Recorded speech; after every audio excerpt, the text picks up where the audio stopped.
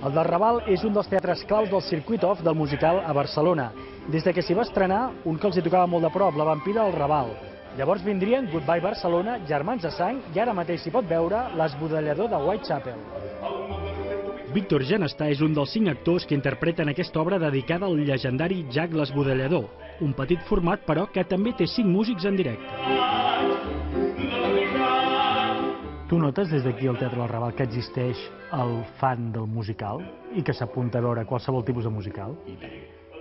És a dir, hi ha persones que realment els agrada molt aquest gènere i ens segueixen en tots els musicals que es van fer i que realment tenen aquestes ganes de veure quelcom diferent, perquè clar, hi ha els musicals que coneixem de sempre, com podrien ser Els Miserables, Fantasma de l'Òpera, que tothom sap l'argument, però clar, quan apareix un musical nou...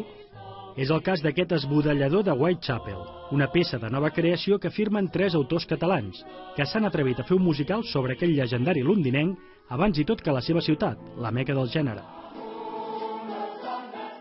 El cas invers va ser el de Goodbye Barcelona, una obra en la qual també va participar en Víctor, i on s'explicava el pas dels brigadistes internacionals per la capital catalana durant la Guerra Civil, un musical que es va crear en el circuit off londinenc. El Goodbye Barcelona suposo que servia una mica per demostrar que es pot explicar qualsevol cosa a través del musical. Jo crec que qualsevol guió, qualsevol novel·la, qualsevol text es pot musicar. Sí, perquè a més la música és el llenguatge universal. La música t'arribarà, sigui trista, sigui alegre, realment sí, tot es pot explicar en música.